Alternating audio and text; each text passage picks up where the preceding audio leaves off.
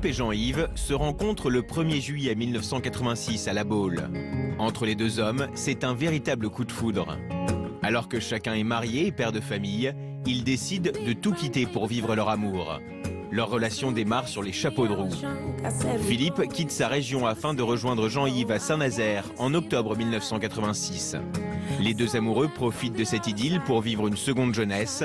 Voyages, soirées, ils vivent à 200 à l'heure. Après 13 années de relation, le couple décide de se paxer. Et le 21 juillet 2014, Philippe et Jean-Yves, entourés de leurs familles et amis, se marient. Jean-Yves René, consentez-vous à prendre pour époux Philippe, Daniel, Henri? Oui. Philippe, Daniel, Henri. Consentez-vous à prendre pour époux Jean-Yves René? Ah oui. Au nom de la loi, je déclare Jean-Yves René et Philippe Daniel Henri unis par le mariage.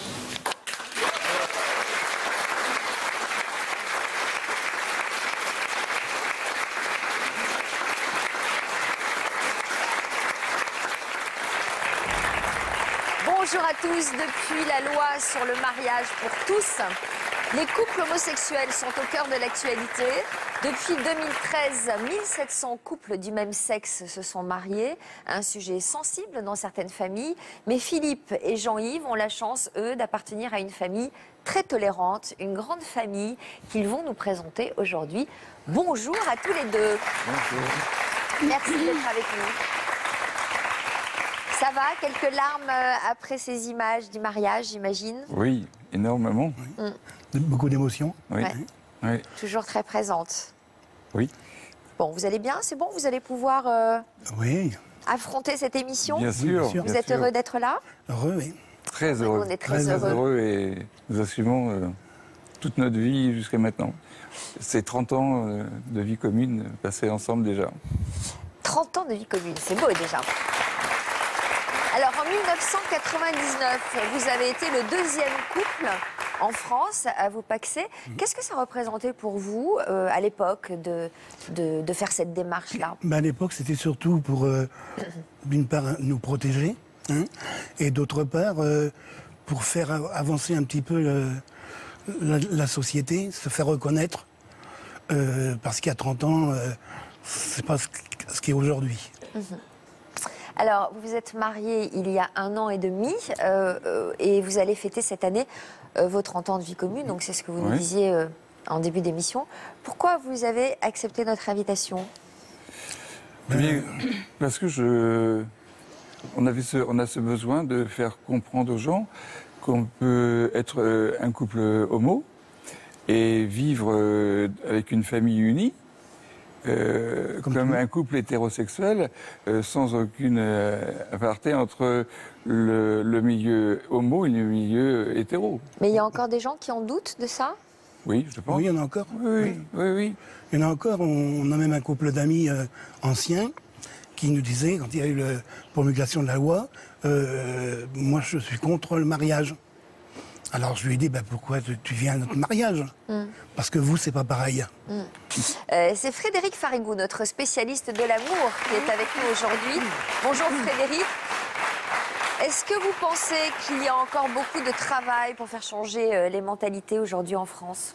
Oui, je pense. Il y a la société, effectivement, en 30 ans, elle a beaucoup évolué. Moi, dans mon cabinet, les parents que je reçois, qui ont l'annonce de l'homosexualité de leur enfant, l'acceptent beaucoup plus facilement, reçoivent le petit ami ou la petite amie beaucoup plus facilement aussi. Donc, d'un côté, il y a eu une normalisation des partenariats entre personnes du même sexe, avec d'abord le PACS, ensuite le mariage pour tous, la possibilité de l'adoption aussi homoparentale. Et d'un autre côté, plus l'homosexualité devient visible dans l'espace public, on observe une menace et la recrudescence d'actes homophobes, de stigmatisation. Donc il y a ce double mouvement. Donc je pense qu'effectivement il y a encore des choses à faire. Le rôle de l'État est important, des associations, pour contribuer à une éducation, proposer d'autres modèles d'union aussi que le modèle hétérosexuel. Et puis, je pense qu'il y a un grand rôle de l'éducation, c'est-à-dire donner de l'ouverture aux enfants, ouverture à la différence, à la tolérance, parce que malgré tout, nulle part, à ce que je sache dans le monde, les homosexuels n'ont les mêmes droits que les hétérosexuels. Et d'autre part, assumer son homosexualité, ça reste pour beaucoup, pas pour tous bien sûr, mais pour beaucoup un parcours qui est long, qui est difficile, qui demande des étapes douloureuses et avec une grande fragilité à l'adolescence. Et on observe encore, il y a des études qui ont été faites qui montrent qu'un suicide sur 2 chez les adolescents serait lié à une difficulté à assumer son homosexualité. Donc il y a du chemin à faire encore. Oui. Alors on va découvrir votre famille cet après-midi qui a fait preuve d'une grande ouverture d'esprit, de beaucoup de tolérance, à l'exemple de Arnaud qui est à vos côtés. Bonjour Arnaud. Bonjour. Qu'est-ce que vous gardez comme souvenir du mariage de votre père Philippe avec Jean-Yves? D'excellents souvenirs. C'est un grand moment qu'on a la chance de pouvoir vivre dans une vie de famille. Ouais. Déjà, c'est pas banal d'assister au mariage de son père. Non, c'est pas banal, effectivement. Surtout, d'autant moins banal lorsqu'il vous demande d'être son témoin. Oui, effectivement, j'ai été très touché par sa demande et puis à la fois aussi très fier, puisque du coup, je les ai connus toujours ensemble. Ils m'ont élevé depuis maintenant 33 ans. Vous aviez quel âge quand ils se sont rencontrés? J'avais 3 ans. Mais voilà, ils m'ont apporté une éducation et des principes de vie. Et puis surtout, je pense aujourd'hui quelque chose de rare, des valeurs de tolérance dans notre société. Voilà. Philippe, pourquoi c'était important pour vous que votre fils soit votre témoin? Parce que déjà, mon fils est la prunelle de mes yeux. Hein. C'est mon fils, c'est l'unique fils. Donc à partir de là, il était important, enfin, pour nous, avec Jean-Yves, par décision commune, d'avoir nos enfants et nos petits-enfants en tant que témoins. Et c'était une valeur de chère dans notre cœur, dans la mesure où nos enfants et nos petits-enfants, c'est du miel. Hein. Parce que vous, Philippe, vous avez Arnaud, mais Pierre-Yves, vous avez combien d'enfants, vous? Moi, j'avais Marielle, ma fille, et Ophélie, ma petite fille. D'accord. Comment vous vivez l'homosexualité de votre père aujourd'hui, Arnaud? Comme je le dis régulièrement, je préfère voir mon père avec un homme heureux plutôt que de le voir avec une femme et pas vivre correctement. Alors, on va revenir sur tout ce chemin qui vous a conduit l'un vers l'autre.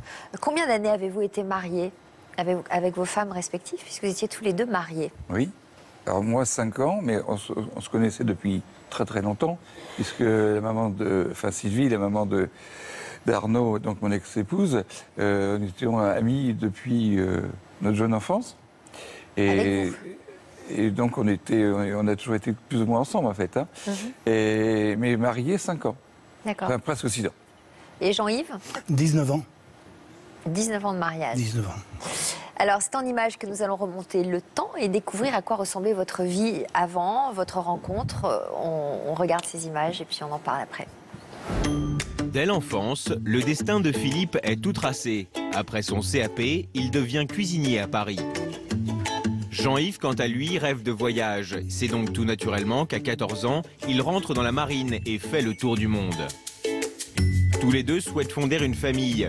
Philippe devient le papa d'Arnaud en 1983, tandis que Jean-Yves devient père de 3 enfants. Mariés épanouis, ces 2 papas pensent leur destin tracé. Mais c'est sans compter cette rencontre le 1er juillet 1986, où un coup de foudre les frappe, une rencontre qui chamboule leur vie et leurs convictions. Alors Philippe, vous avez été marié pendant 5 ans... Excusez-moi. Ah bon, je croyais que vous étiez en larmes. Non, ça va, Non. tout va bien. Donc, je disais que vous avez été marié pendant 5 ans avec donc, la maman d'Arnaud, Sylvie. Oui. Elle est au téléphone aujourd'hui avec nous. Ah, avec plaisir. Vous êtes là, Sylvie? Oui, bonjour Sophie. Bonjour, donc si vous êtes au téléphone, j'imagine que tous les deux, vous avez gardé de très bons rapports? Tout à fait, oui. Vous vous voyez régulièrement? Régulièrement, non, parce qu'il y a la distance, mais quand on peut, on se voit. Au téléphone. Est-ce que, évidemment, vous vous souvenez du jour où Philippe vous a annoncé qu'il vous quittait pour un homme? Oui, je m'en souviens. Est-ce que vous vous en doutiez? Vous aviez quelques raisons de penser que ça puisse lui arriver un jour? Non, pas spécialement, non. Mais disons que j'ai préféré que ce soit avec un homme qu'avec une femme. Parce que, alors ça c'est l'éternelle question qu'on se pose souvent dans les couples. Est-ce que ce serait plus facile que je te quitte pour un homme ou pour une femme? Oui. Vous trouvez ça plus facile? Oui, tout à fait. Pour quelle raison? Il n'y a pas de comparaison. Et puis bon, Jean-Yves est quelqu'un de très bien. Bon, ça vous le saviez pas à l'époque? Non, mais quand je l'ai rencontré, j'ai vu qu'il c'était quelqu'un de posé, de très doux, d'attentionné. C'était quelqu'un qui lui convenait tout à fait. Est-ce qu'à un moment donné, vous avez eu peur pour votre fils? Non. Jamais. Jamais, non. Écoute Sylvie, on te remercie. Je suis très touché, ainsi que Jean-Yves. Et puis on te fait plein de gros bisous. Et puis on se téléphone bientôt. On se voit bientôt. Et on se voit bientôt. D'accord. Elle était présente au Bisous. mariage? Elle n'a non, pas je pu n'ai pas venir. pu. Ah d'accord. Elle n'a pas pu s'absenter de son bientôt. travail. À bientôt. Merci Bisous. Sylvie. Merci, Sophie. À bientôt. À bientôt. Réaction de Frédéric. Alors, ça ne se passe pas toujours aussi bien. Et souvent, c'est la conjointe qui est à l'origine du coming out. Parce que moi, dans les couples que j'ai pu suivre, qui sont confrontés à cette problématique, il y a souvent des problèmes de couple. Et souvent, la femme a du mal à mettre des mots sur un ressenti qui est là, une difficulté dans les relations intimes ou une distance, et petit à petit voit son homme évoluer vers une autre sexualité. Donc souvent, c'est elle qui éprouve le besoin que les choses soient dites pour sortir de cette situation qui est très douloureuse. Donc, et effectivement, Sylvie le dit, souvent, c'est plus facile à accepter que quelque part une infidélité avec une femme parce qu'il n'y a pas de concurrence possible. C'est ce On que n'est vous pas sur le même entendez terrain. souvent parce que c'est l'éternelle discussion Ah dans oui, les couples quand même et les réponses ne sont pas toujours évidentes. Non, et elles ne sont pas toujours identiques. Non. Et donc, vous l'interprétez comment la réaction de Sylvie? C'est que justement, il n'y a pas de comparaison possible. Il n'y a pas de comparaison possible. On est sur un autre terrain. Donc, et puis, je pense qu'elle a compris qu'à un moment donné, l'homosexualité s'impose à la personne. Ce n'est pas un choix, contrairement à ce qu'on entend parfois. C'est une construction psychique qui va arriver jusqu'à une certaine certitude, mais qui va se manifester plus ou moins tard chez les individus. Il y a des individus, ça très vite, très tôt, qu'ils sont homosexuels. Et d'autres, ça se manifeste beaucoup plus tard. Mais en ce qui vous concerne, vous perceviez que vous étiez homosexuel ou ça n'a rien à voir avec ça? C'est juste que vous avez eu un coup de foudre l'un pour l'autre? Ah oui, oui. Moi, ça m'avait dit un quart d'heure avant, tu vas vivre avec un homme. J'avais posé la question d'une... Mais effectivement, c'est un mécanisme psychique de refoulement pour X raisons, pour correspondre à la norme sociale. En tous les cas, la structure psychique était déjà là. C'est-à-dire que... Oui, on avait un couple d'amis avec Sylvie qui était homo. Ils venaient manger, ils venaient passer des week-ends, on allait chez eux. Mais rien ne pouvait me faire penser qu'un jour, je basculais. Parfois, c'est l'éducation qui pousse à refouler. Parfois, quand on est dans un milieu où on a intériorisé l'homophobie, c'est très, très, très difficile de s'autoriser à la vivre. Donc ça, il y a différents cas de figure. Ouais, moi, c'était pas mon cas, non, pas du tout. Et vous, Jean-Yves, vous étiez quel genre d'homme? Est-ce que vous saviez, au fond de vous, vous étiez peut-être attiré par les hommes? Au départ, non. Mais après, j'ai pensé que inconsciemment, j'avais une attirance. À quel moment? Bien dans les derniers temps où je vivais avec mon ex-femme. Vous faisiez quel métier? J'étais cadre infirmier. Et donc, comment... Et avant? Avant, non. Il paraît que vous avez été marin. Ah oui. Ah oui, j'étais marin. Je veux dire que j'ai navigué au long cours. J'ai fait Donc mon vous étiez armée cadre dans la infirmier? marine. J'étais cadre infirmier. Sur un bateau? Comment? Non, parce que j'ai arrêté de naviguer. Après, je suis rentré dans les hôpitaux. D'accord. Quand vous étiez marin, on a l'habitude de dire que les marins ont des petites amies dans chaque port. Oui, bah oui. Ah, c'était le cas? Bah oui. Ah bon, d'accord. Bah oui. Des petites amies? Je n'avais... des petites amies. Oui. Mais dans la marine marchande, je veux dire, au niveau équipage, on n'était qu'une trentaine d'hommes. D'accord, que des hommes. On vivait qu'entre hommes. Et là, il ne s'est jamais rien passé.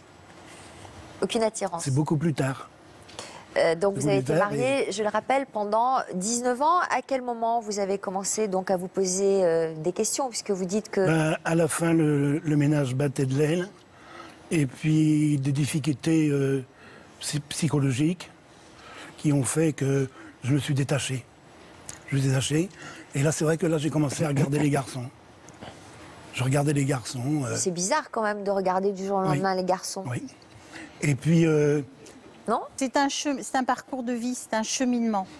Le refoulement, on ne peut pas refouler qui on est toute sa vie. Alors, il y a certains qui ne s'autoriseront jamais à vivre leur homosexualité, d'autres se l'autoriseront. Un jour, on passe à l'acte. Voilà. Et c'est souvent, la révélation, c'est à la faveur d'une rencontre. Une rencontre va être déterminante. Parce qu'elle va être suffisamment forte, ça va être suffisamment bouleversant émotionnellement pour effectivement avoir cette révélation. Alors, mais pour moi, tout était déjà là. Alors quand vous avez commencé à regarder les hommes, vous êtes passé à l'acte ? Non. Bon. Non. Comment vous êtes rencontrés tous les deux ? Pour un paquet de cigarettes. C'est-à-dire ? Eh bien, c'est-à-dire, à l'époque, je faisais des colonies. J'étais cuisinier, chef cuisinier dans une colonie à Guérande. J'ai essayé de lui, est-ce que tu viens avec moi à la boule, chercher un paquet de cigarettes? Elle me dit, ben non, elle me dit, je reste avec les filles, discuter entre elles. Bon.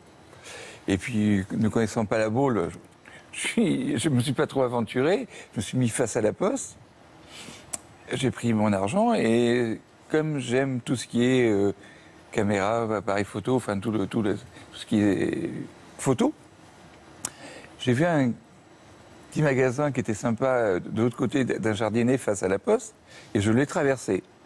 Et au moment où j'ai traversé ce jardinet, de loin, je vois Jean-Yves et ouais, là je me suis dit, oh, qu'est-ce qu'il est beau ce mec. Enfin, il y a 30 ans. Mais il y a 30 ans. Hein. Non, il est aussi beau. À mes yeux, il est toujours aussi beau, hein, même plus beau.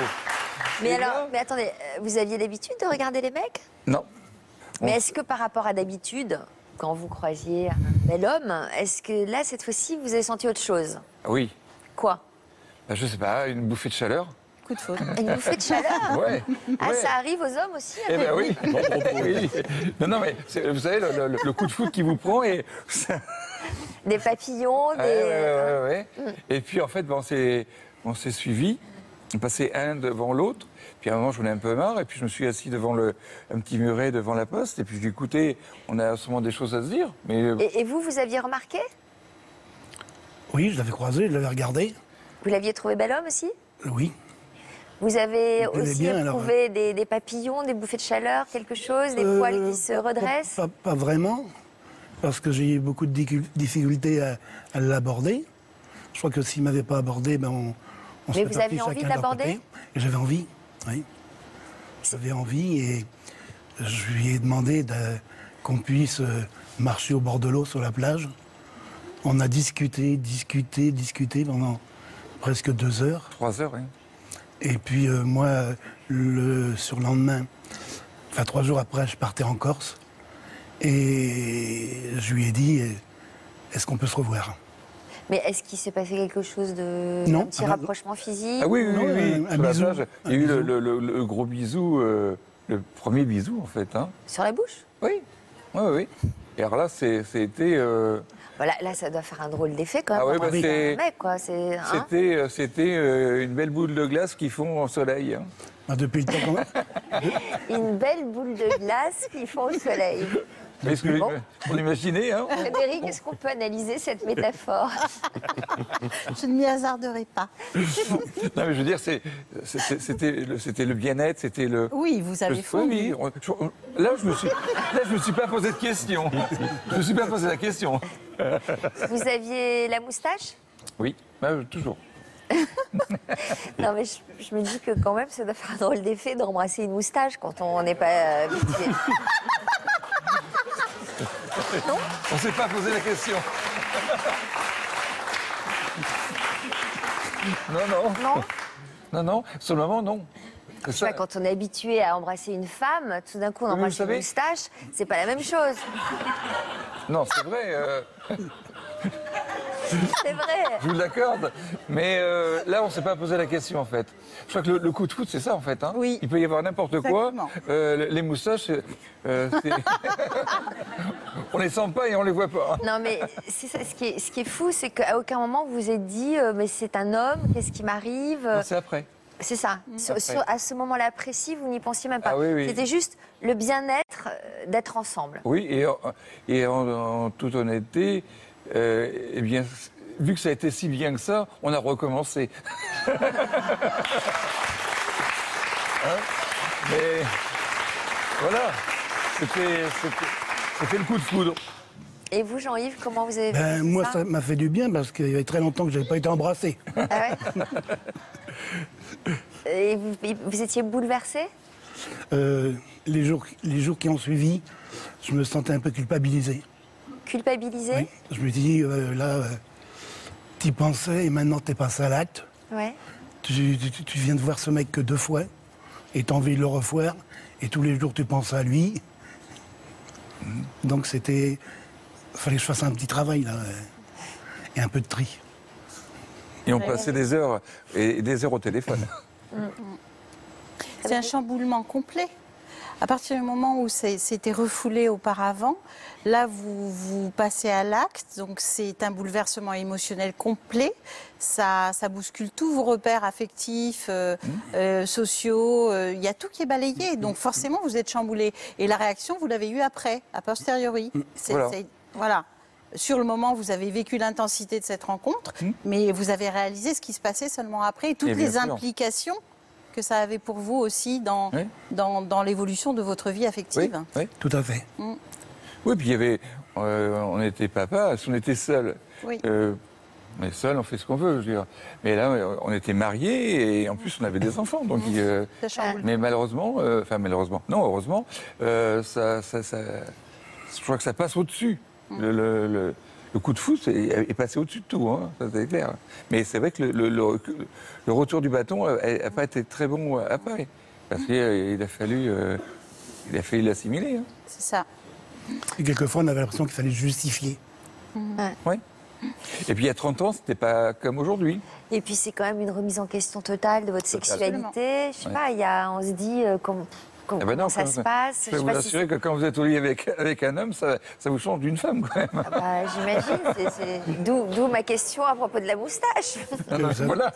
Vous savez, on a eu différentes demandes, hein, des amis qui se disaient amis et qui disaient ça serait bien qu'on aille voir chez eux si c'est bien aussi entretenu que chez un couple homme et femme. Hein, ou de nous dire qui c'est qui fait l'homme, qui c'est qui fait la femme. Ouais. C'est vrai qu'on a eu des choses, des moqueries, des... Ça, c'est une obsession hétéro, de se demander qui fait l'homme, qui fait la... Il y a plein de pensées... Le regard des autres. Tiens, voilà 2 vélos. Vous voyez, des trucs comme ça. Votre relation intime, elle a débuté longtemps après votre coup de foudre? 3 mois. Hein. 3 mois après, oui. Tu es arrivé au mois d'octobre. Il m'avait dit que je viendrais que dans 1 an. Ouais.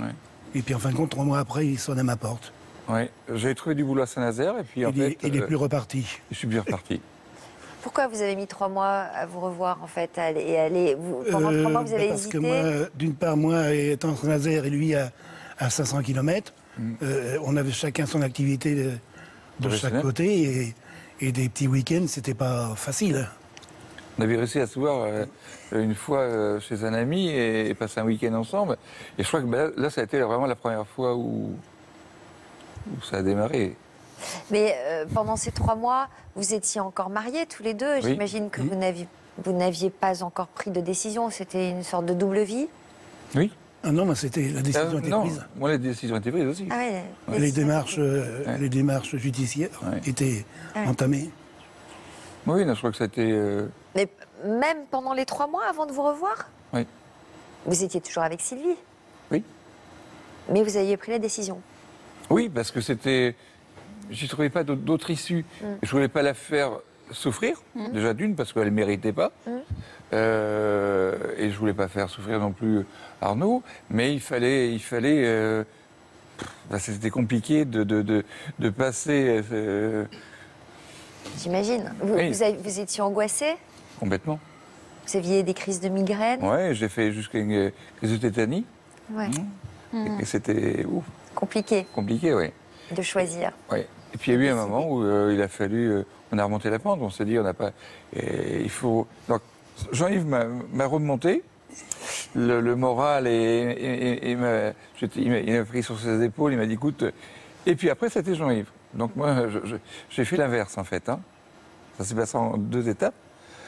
Mais non, on a eu on a essuyé des plâtres assez mauvais, mais on le regrette pas, parce qu'aujourd'hui... Alors, culpabilité vis-à-vis de votre fils, Arnaud, Ouais. est-ce que vous connaissiez l'histoire de leur rencontre? Oui, je la connaissais, puisque ça fait partie des choses qu'on a souvent évoquées. À quel moment vous avez compris vraiment que votre père était homosexuel? Réellement, je pense aux alentours de 6-7 ans. Je pense que c'était à peu près l'âge, entre guillemets, où j'ai pu avoir à peu près, je pense, la maturité de comprendre un petit peu la structure familiale. Comment vous l'avez compris? Alors, Vous avez je l'ai posé des compris questions parce que j'ai un très vague souvenir. À l'école, il a fallu représenter l'arbre généalogique de la famille. Et à un moment est arrivée la branche de mon papa. Donc j'ai dessiné naturellement Jean-Yves. Et puis Marielle, Laurent, ma mère et puis son compagnon à l'époque. Et la maîtresse, quelque chose près, la maîtresse a dû me dire, mais pourquoi tu as dessiné un homme avec ton papa? J'ai répondu tout bonnement, parce que c'est mon deuxième papa. Et là, effectivement, je pense qu'en rentrant de l'école, j'ai dû un petit peu aborder le sujet avec ma maman. Et puis les vacances scolaires ont été quelques temps après. Et c'est un sujet de discussion qu'on a repris. Où voilà, à l'époque, ils m'ont expliqué, papa et Jean-Yves m'ont expliqué avec des mots d'enfant leur situation. Et c'est ce qu'aujourd'hui j'essaye de faire avec mon fils, pour qu'il comprenne également la situation de son papy, quoi.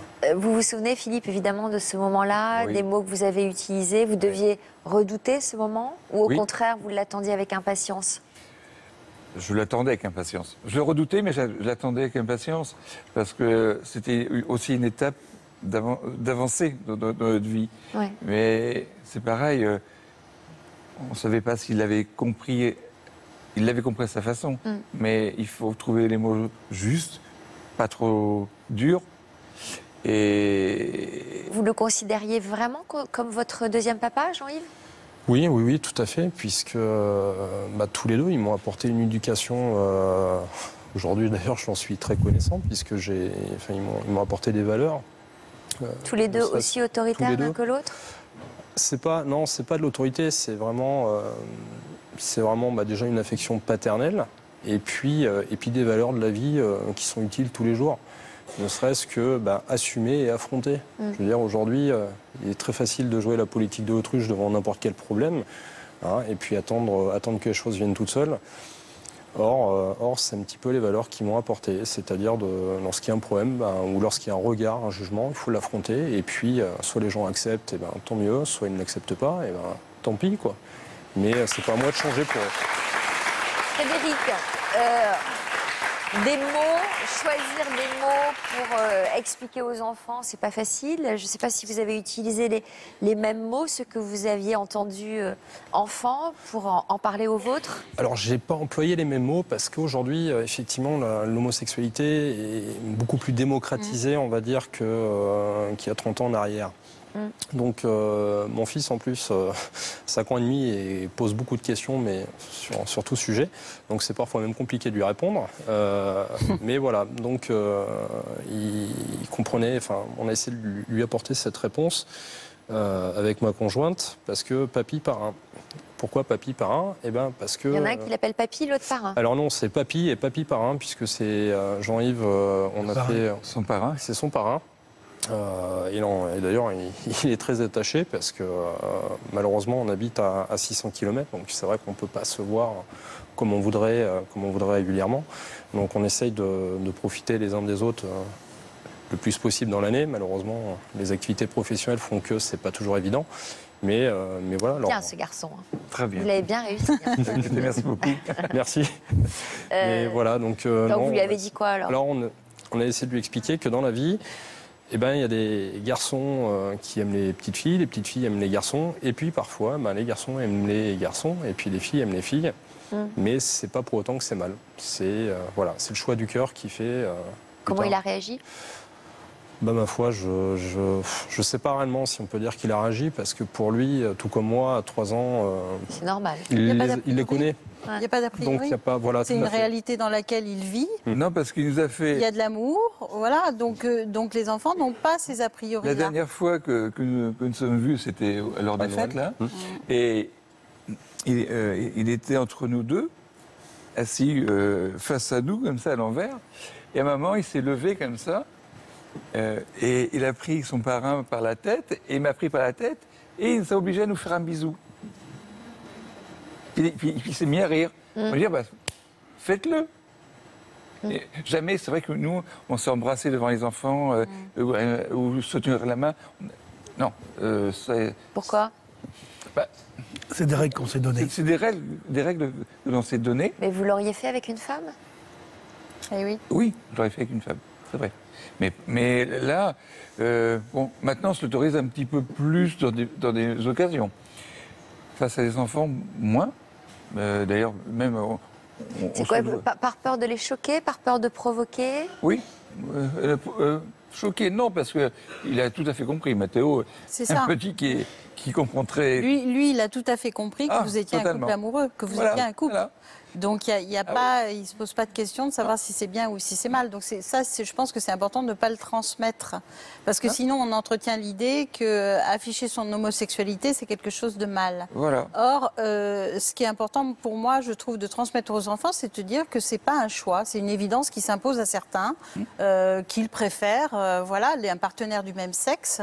Et ce n'est pas un choix. C'est une orientation sexuelle qui se construit, qu'on a ou qu'on n'a pas, point. Donc ça, pour lui, c'était évident, puisqu'il vous voit comme un couple conjugal. Oui. Et pour lui, je pense qu'il n'a aucune question à se poser derrière, parce que c'est naturel, c'est comme ça. Il n'y a pas de jugement de valeur qui est porté. Non, puis depuis tout petit, il nous a connus tous les deux, donc il n'y a pas eu de... Dans sa petite tête, son regard, il nous connaît depuis que... Alors, on va revenir au début. Au bout d'un mois, vous êtes restés, vous. Donc, vous disiez que vous avez, chacun à votre tour, eu du mal à accepter. Oui. Au début, c'était vous. Et puis après, ça a été Jean-Yves. Il y a eu 3 mois difficiles, quand même, là, de culpabilité, d'acceptation. Oui. Je voulais pas que les gens sachent. Donc, je me cachais. Dans un magasin, si on allait tous les deux dans un magasin, eh bien, je voulais pas qu'on soit tous les deux à côté l'un de l'autre, pour le regard des gens. C'était difficile à vivre, j'imagine, vous deviez en souffrir. Oui, c'est difficile, oui. Difficile. Ce qui était un tort, mais bon... c'est comme ça. C'est comme ça, on peut pas le... Et après, après cette mauvaise période, qui était dure pour nous, maintenant, il faut passer au stade supérieur, parce que si c'est ça, c'est pas possible. Vous êtes même allé jusqu'à vous séparer longtemps, quand même, pendant 14 mois. À quel moment? En un an et demi après. 92. 92. Un an et demi après, vous êtes rencontrés. Mais pas de fâcherie, puisqu'on se voyait tous les jours. Jean-Yves venait coucher chez moi, ou j'allais coucher chez lui. Je voulais prendre un peu de distance, je voulais faire un break. On a eu besoin de ça. Pour faire le bilan, de voir où j'en étais. Si vous aviez envie de faire votre vie avec lui ou pas? Oui. Voilà. Je pense que c'était savoir si le scellement de notre histoire était bien fondé ou pas, ou s'il y avait des fissures. Mais pas parce qu'on s'entendait pas. C'est ça. Mais il m'apportait tellement de choses. Il était tellement attentif. J'ai tout fait. Il savait pas quoi faire pour moi. Ah, c'est pour ça, en fait, que vous êtes parti. Non, le pas matin, parce il partait que... travailler. Le soir, sur la table de nuit, j'avais un bouquet de fleurs. Bah, c'est plutôt sympa, non? Oui, mais je veux dire que moi, j'ai pas été habitué à ça. J'ai eu une enfance triste. Et là, Donc vous avez eu peur d'être aimé. Trop d'un coup. Peur de l'amour. Peur d'être aimé. Oui. Je l'avais jamais été. Et à ce moment-là, vous acceptiez enfin de vous exposer au regard des autres? Après, oui. Après le break, ça a été après le break. je m'en foutais. Je m'en foutais de ce que pensaient les gens. Parce que qu'est-ce qui s'est passé pendant ce moi, break? je me disais, moi, chacun son mode de vie, dès l'instant où je respecte l'autre. Ouais. J'étais parti de ce principe-là. Mais qu'est-ce qui vous a fait changer d'avis là-dessus? Qu'est-ce qui s'est passé pendant ce break? Vous avez pris conscience de quoi? Du fait d'être tout seul, de plein de choses. De pourquoi j'étais gêné, de pourquoi je ne pouvais pas faire certaines choses, ou lui faire fréquenter des gens. J'avais tout un tas de restrictions en moi. Et en fait, il vous a manqué? Ah, il m'a beaucoup manqué, oui. Mais on se voyait toujours. Ah bon? Mais chacun chez soi. J'avais besoin de me retrouver seul. Ouais. On se voyait tous les jours, mais pas... Mais chacun... Oh. Vous avez eu peur du rejet de votre famille aussi? Moi Oh, vous savez, ça a été très rapide. Hein. Ma mère nous repassait notre linge. Et un soir, je suis allé pour leur dire. Ils connaissaient un peu Philippe, mais comme copain. Et ce soir-là, mon père était assis, il mangeait sa soupe. Et je lui ai dit bonjour. Il m'a pas répondu. Et puis, j'ai dit, écoute, tu ne me réponds pas, mais tu peux au moins m'écouter. Philippe n'est pas un ami, je vis avec lui. Et là, aucune réponse, il n'a jamais levé la tête. Et puis, ma mère est venue me raccompagner à la porte, avec la corbeille de linge. Et elle m'a dit, tu sais, mon fils, je suis obligé de fermer la porte derrière toi pour la dernière fois. Mon père est décédé, je l'ai vu dans le journal. Je veux dire que ça a été direct, il n'y a pas eu de 10 chemins, 10 contours. Hein. Alors vous savez, au début ça fait mal. Moi j'aimais mes parents. Hein.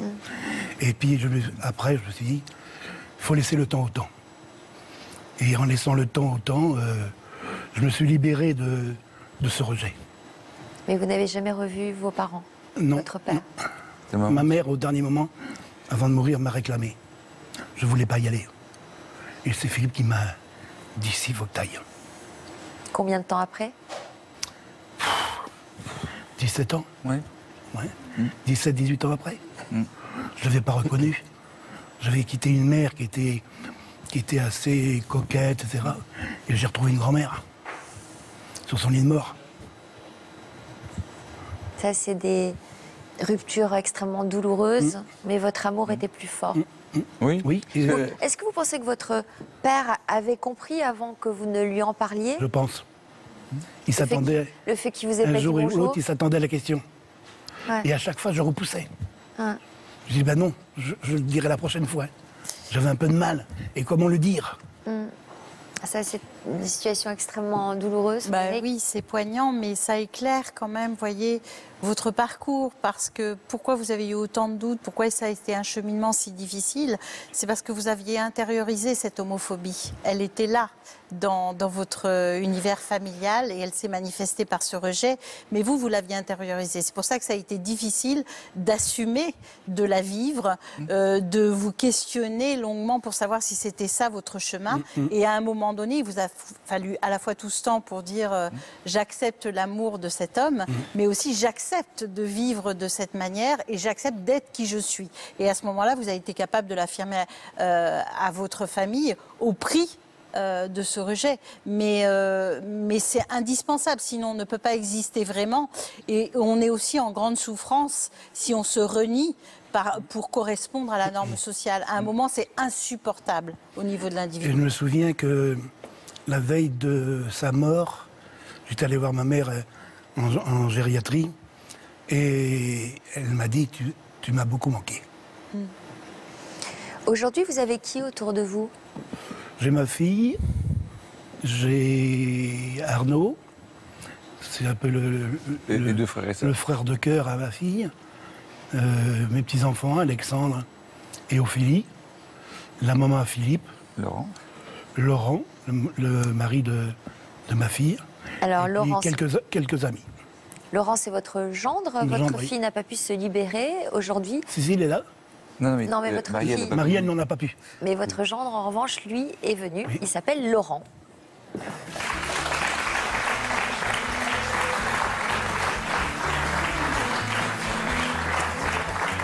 Bonjour.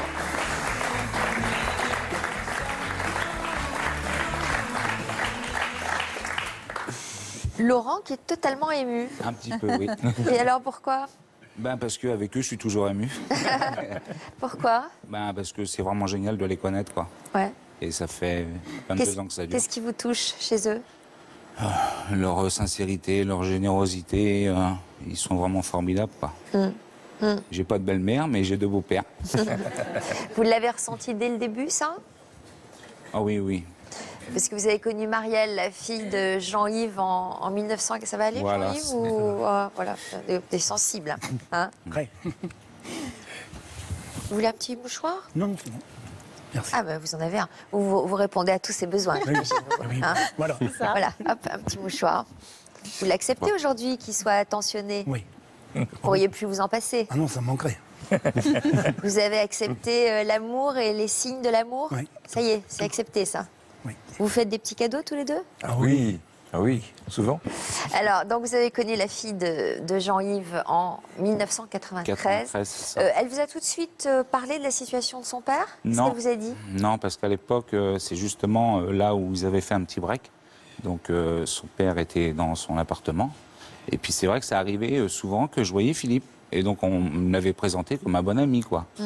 Et c'est vrai qu'au fil des mois, je le voyais de plus en plus souvent. Et puis, j'avais quand même une petite intuition, quoi. Et donc, ma compagne est tombée enceinte assez rapidement. Et donc, pendant la grossesse, j'ai mon beau-père qui m'a donc appelé un jour pour venir le voir à son bureau, parce qu'il était cadre infirmier. Il a voulu lui-même me l'annoncer, quoi. Comment vous lui avez annoncé?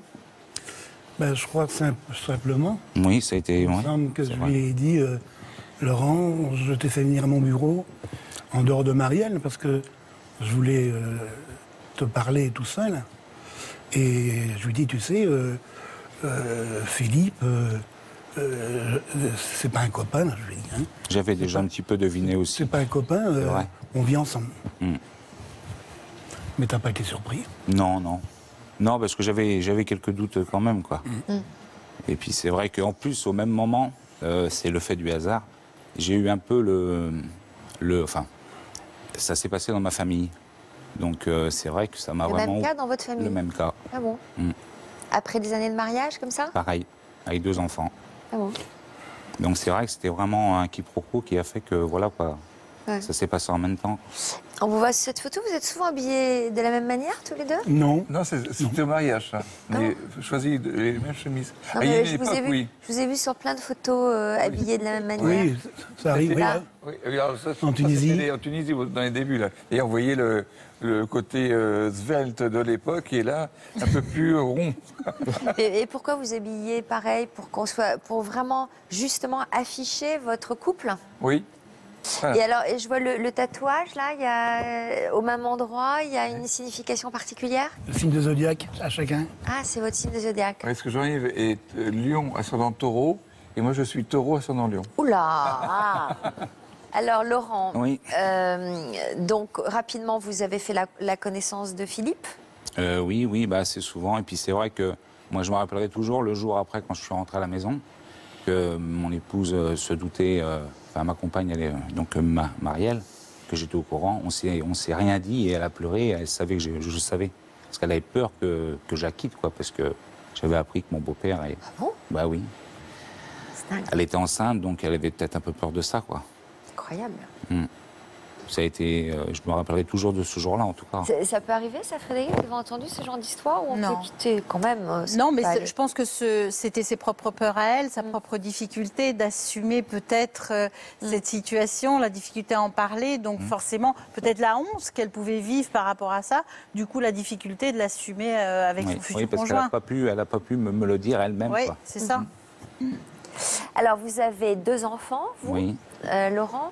Est-ce que vous vous souvenez quel âge ils avaient lorsque vous leur avez expliqué la situation? Oh là là. Ben, déjà tout jeunes, ils ont été, comme on dit, baignés dedans parce que ils étaient donc ensemble, ils venaient garder les petits à la maison, donc ils les ont toujours connus ensemble. Quoi. Ils travaillaient tous les deux, donc le mardi soir, on les récupérait, ils venaient dormir à la maison. On allait chercher à l'école et ils dormaient à la maison. à l'école. Ils ont pépère et mamie d'un côté et papy et parrain ou tonton de l'autre. Voilà. Parce que Alors- Philippe est parrain de mon fils. Ah ben voilà, vous avez fait. Alors vos enfants ont 17 et 22 ans aujourd'hui. L'un d'entre eux est avec nous, Oui, Alexandre. Alexandre, qui nous rejoint.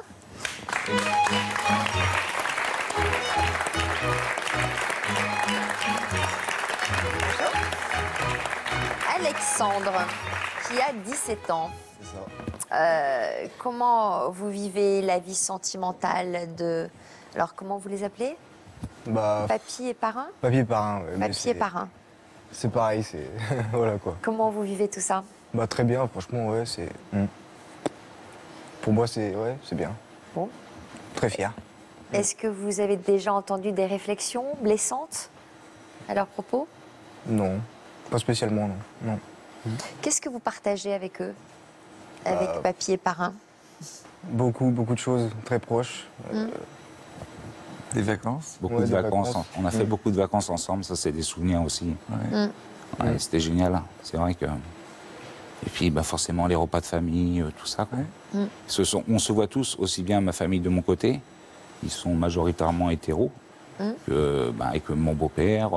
Majoritairement Oui, hétéros. parce que je vous ai dit que j'avais eu le cas dans ma famille, donc... Mais c'est vrai que toutes les réunions de famille, on est tous ensemble, quoi. Tout le monde Donc s'entend bien. tout le monde est Non, mais tolérant, ouais, ouvert voilà. d'esprit, on ne critique tes pas, parents, on ne juge pas. Du tout, non. Tes parents, quand un certain temps sans appeler, ils disent à Laurent, on n'a pas de nouvelles des gars. Voilà, ça c'est le... C'est vrai, c'est souvent...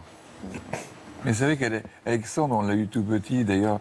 Marielle avec, et- Il avait 3 semaines. Il avait 3 semaines Putain. et on l'avait en garde à la maison. Et c'est vrai que c'était quelque chose parce qu'il était marrant, il était assez bouillonnant, petit, que maintenant c'est le contraire. C'était un enfant qui était en quête de recherche de nous. Il était toujours C'est vrai. à vouloir savoir plus, savoir plus. Donc on ne pouvait pas lui cacher des choses.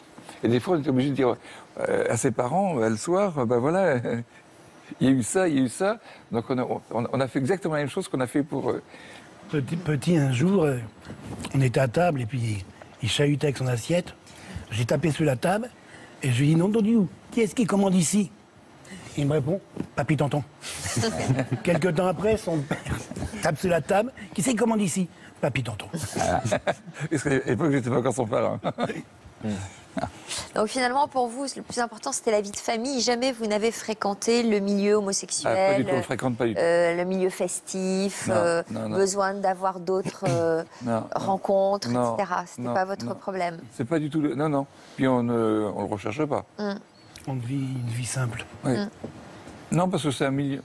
C'est pas une critique, hein, mais je dirais que c'est un milieu quand même qui était assez... un peu turbulent. Je dirais Qui n'est que pas propice à la fidélité, on va dire. Voilà, Oui. tout à fait, Hein, tout à fait. je veux dire C'est ça. ça, c'est ça. Voilà. Et puis on est tellement bien, puis on n'a pas besoin de ça pour vivre. Je veux dire, on a des amis qui sont super, hétéros, et on y trouve tout notre bonheur avec eux, et on s'éclate vraiment, et puis c'est aussi important. Et vos parents, ils ont accepté facilement? Alors mes parents, ils ont connu Jean-Yves un peu avant le coming out, et parce que je craignais plus mon père que maman. Et puis, donc je l'appelle un soir et puis j'écoute, ben voilà, Jean-Yves, je tombe sur mon père en premier et je dis, ben, tu sais Jean-Yves n'est pas mon copain mais est mon conjoint. On dort dans le même lit, on fait l'amour ensemble. Il me dit, ah bon? Mais ben, il me dit, je sais. Et alors, ça, on n'a jamais rien compris dans la mesure où on a toujours fait super gaffe que. Et il me dit, ben, bon ben voilà. Et il me dit, mon gars, si c'est ta vie, le principal c'est que tu sois heureux. Voilà. Et donc, maman, je prends maman après, et qu'il me dit « Ah bon, mon gars ?» Eh bien, écoute, t'as bien réfléchi ? Ah ben, j'écoute, oui, je crois. Maintenant, l'avenir le dira. Et puis, ça, c'était le mercredi soir, et on venait le dimanche suivant. Le week-end. Le week-end suivant, On prenait Arnaud tous les 15 jours.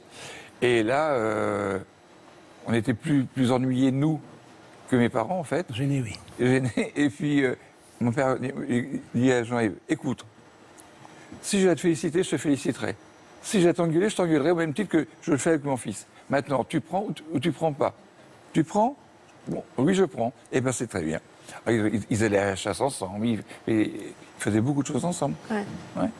Non, c'était... Et votre maman? Ah, c'est un sucre d'orge. Alors, elle est là avec nous. Lucienne. Lucienne, le sucre d'orge.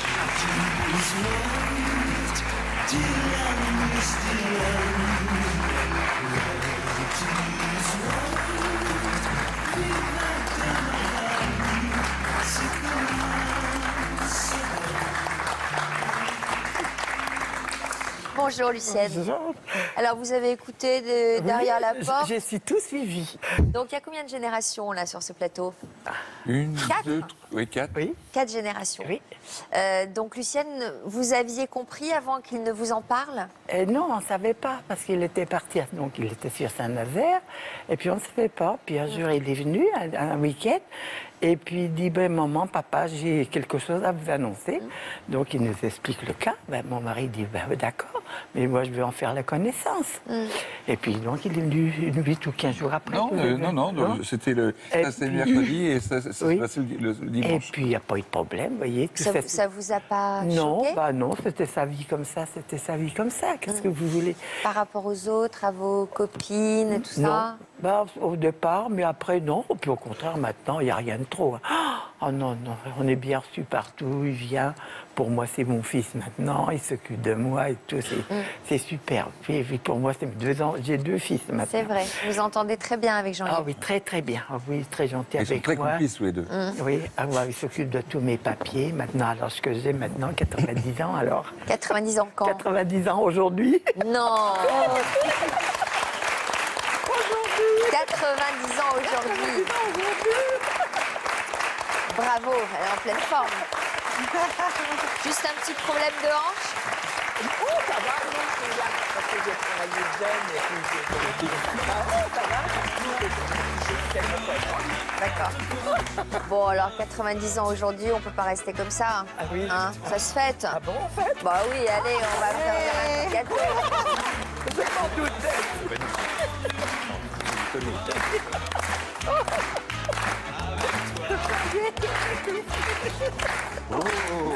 Voilà de l'un de nos tontons Eric.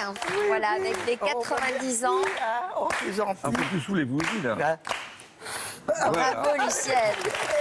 Magnifique. Attendez, c'est joli. Oh, ce gâteau.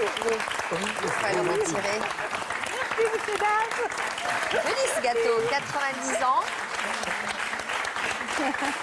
On le dégustera après. On redonne à tonton Eric. Allez, hop. Donc Lucienne, qui bien entendu était au mariage le 21 juin 2014. Ah oui, on va revoir les images de ce mariage. Moi, je suis un peu plus loin, on ne voit pas. Si. Ben oui, tu sais. Qu'est-ce que vous pensez, Lucienne, de ce mariage, de cette idée Formidable. du mariage? Ben, moi, au contraire. Comme ça vous choque pas, vous? Non, ça m'a pas choqué du Qu'est-ce que tout. vous avez envie de dire à ceux qui sont contre? Moi, je comprends pas ça. C'est la vie des gens. Écoutez, moi, j'ai connu des femmes qui étaient bien comme ça aussi, il y a très longtemps. Bon, ben, ils sont pareils. Moi, je dis, les personnes qui s'entendent bien comme ça, c'est formidable. Comme là, oui. L'important, c'est l'amour. Oui, ben voilà, c'est ça. Quand on s'entend bien, voilà, c'est ça. Et les parents qui n'acceptent pas et qui tournent le dos à leurs enfants, qu'est-ce que vous Moi, leur je dis que dites? c'est pas intelligent, c'est tout. Si c'est leur vie comme ça, c'est leur vie. C'est tout. Qu'est-ce que vous voulez faire? Je sais bien qu'avec mon mari, on n'a jamais eu de problème. Pour nous, il n'y avait pas de problème. Hein. On emmenait à Saint-Nazaire, il venait chez nous. On s'entendait très très bien. Il n'y a jamais eu de problème. Et quand vous voyez Jean-Yves, la Aujourd'hui, souffrance... c'est mon fils, vous voyez, c'est moi, oui. La souffrance qu'il a éprouvée justement devant le refus de ses parents d'accepter. Voilà, bah, oui, voilà ce qu'il y a eu. Pour nous, il nous a pris pour ses parents après. On était ses parents. Donc vous avez gagné un fils, vous. Voilà, on a gagné un fils. En acceptant notre invitation tous les deux, quel message vous aviez envie de transmettre aujourd'hui, Philippe et Jean-Yves? Eh bien que tous les gens qui peuvent accéder à ce qu'on a vécu et ce qu'on a encore beaucoup à vivre ensemble fassent la même chose, qui passent le cap des préjugés, qui ne se posent pas la question de l'extérieur. Hein. C'est eux-mêmes, c'est la confiance, la complicité du couple. Puis je crois qu'à partir de là, tout roule. Et l'honnêteté avec sa famille et son entourage, ça c'est important. Autrement, on ne peut pas construire une histoire à deux si on n'a pas l'honnêteté et le courage de s'assumer et de présenter sa vie. Arnaud, c'est vous que nos téléspectateurs retrouveront cet après-midi sur le chat de Toute une histoire. Peut-être avez-vous envie de dire un mot, puisqu'on a bien compris que vous avez été éduqué avec ces valeurs de tolérance, d'ouverture d'esprit et que vous avez à cœur de les transmettre aux autres? Oui, je pense qu'aujourd'hui, voilà, la mentalité, la société évolue. Il faut que les mentalités continuent d'évoluer. Il faut que les gens reconnaissent les couples homosexuels, hétérosexuels, au même titre que les couples hétérosexuels. Et puis, voilà, je pense qu'aujourd'hui, on est l'exemple d'une famille recomposée, mais qui vit bien, qui vit dans la joie et dans l'éducation. Voilà. Merci à vous tous pour la sincérité de vos témoignages. Merci à Frédéric, merci à vous pour votre fidélité. N'oubliez pas la rubrique Toute une histoire dans version féminin ce week-end. Et dans quelques minutes, sur le plateau de l'Histoire continue, nous retrouverons le chef cuisinier Bernard Vaution, dont la belle carrière a ouvert une vocation chez Steven, un jeune homme d'à peine 18 ans. Nous allons les faire se rencontrer. A tout de suite. Merci beaucoup. Merci beaucoup. Merci et bon anniversaire. Au menu de l'Histoire continue dans quelques minutes. La crème de potimarron, châtaigne. Donc là, je le coupe. Faut l'éplucher. Hein. J'arrive, chef. Alors, tu poses les poches, couteau.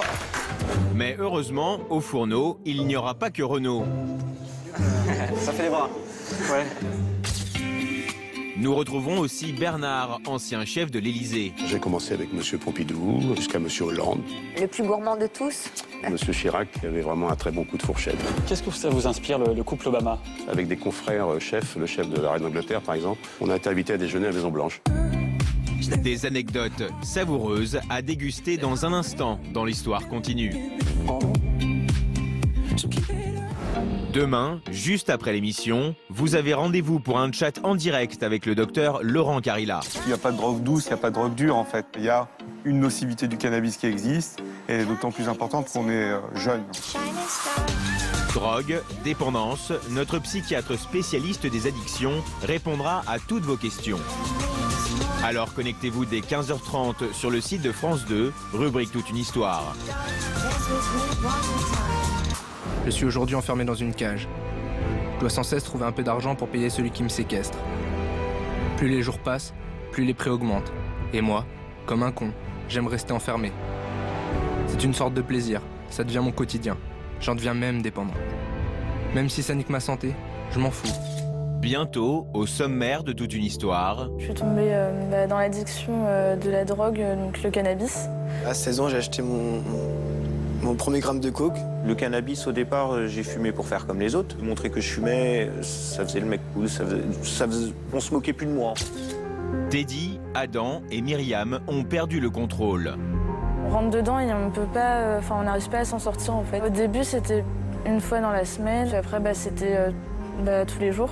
Sortie de boulot, alcool, cannabis, et puis dès que je commençais à fatiguer, un petit coup de cocaïne, et puis après c'est un engrenage sans fin. Je commençais à faire des actes de vandalisme, parce que complètement déchiré, je savais plus ce que je faisais, et on m'a dit tu vas aller en prison. Certaines drogues peuvent entraîner des états délirants. On peut se retrouver à l'hôpital psychiatrique. C'est vraiment important.